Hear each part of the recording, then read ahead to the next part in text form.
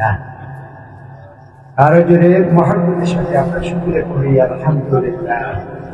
কারণ আল্লাহ সুবহানাহু ওয়া তাআলা বাছাই করেন, চুজ করেন দ্বীনের জন্য, কোরআনের জন্য, কেবল তাদেরকে আল্লাহ সুবহানাহু ওয়া তাআলা জান্নাতের বাগানে উপস্থিত করিয়ে দেন।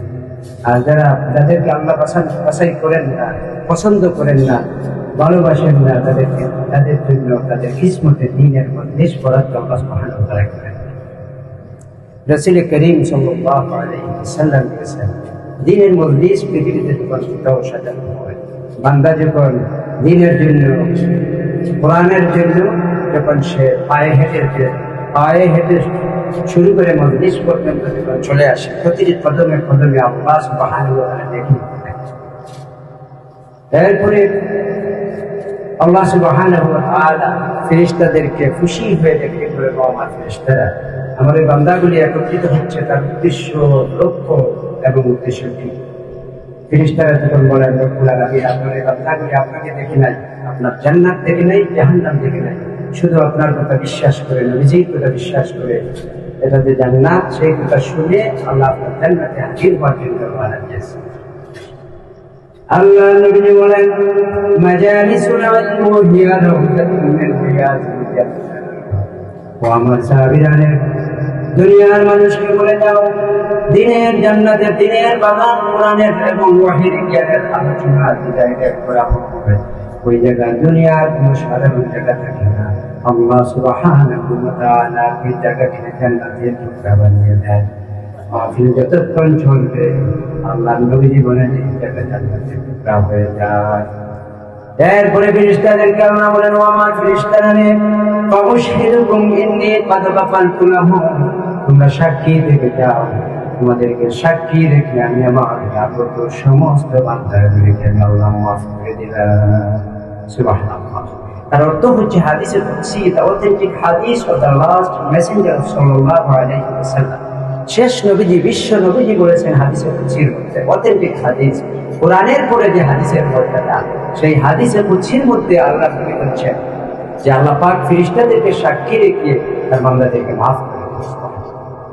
সম্মানিত হাজিরিন কিরাম, আমরা এমন একটি কিতাবের আলোচনা শুনতে এসেছি, তার বয়ান শুনতে এসেছি। এই কোরআনের নাম হচ্ছে কোরআন কারীম। আমরা অনেকেই সেই কোরআনকে তার অরিজিনাল নামে রাখতে পারি না। অনেকেই সেই কোরআনের যে নাম রয়েছে, সেই নামগুলি আমরা জানি না। কোরআনের যে নাম কোরআনে নাই, আমরা সেই নামে কোরআনকে সম্বোধন করি। অথচ দুনিয়ার মধ্যে যদি আমরা একে অপরকে বিকৃতি করে নাম করে ডাকাডাকি করি, তাহলে আমরা নারাজ হয়ে যাই, খুশি হয়ে যায়।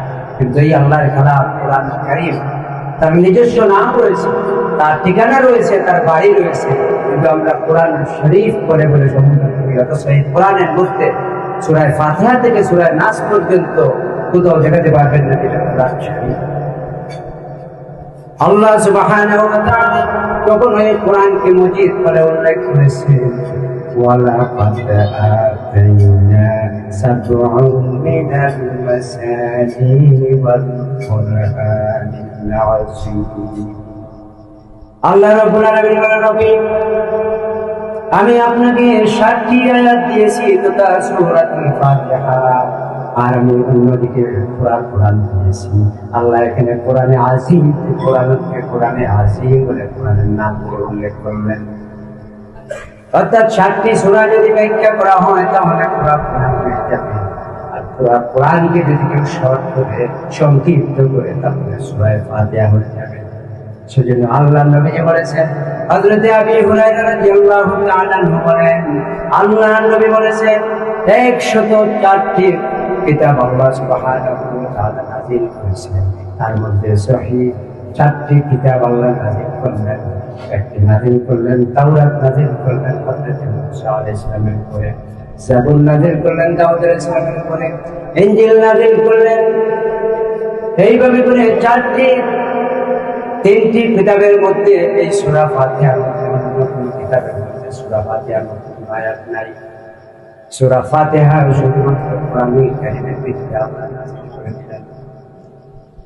কোরআনকে আল্লাহ কোরআনুল আযীম বলেছেন, হাকিম বলেছেন, কোরআন কারীম বলেছেন, কিন্তু কোথাও বলেন নাই কোরআন শরীফ।